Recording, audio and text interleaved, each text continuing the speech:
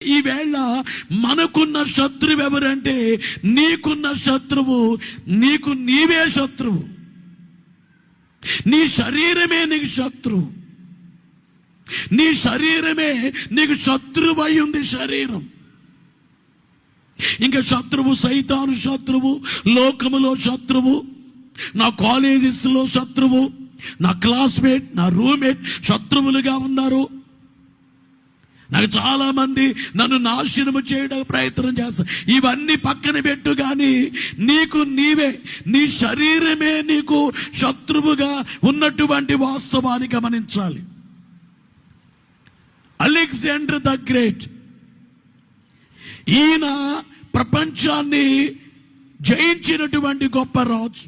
ఈయన అన్న మాట ఏమిటంటే, ప్రపంచాన్నే జయించాను నేను, ప్రపంచాన్ని జయించగలిగాను, కానీ నా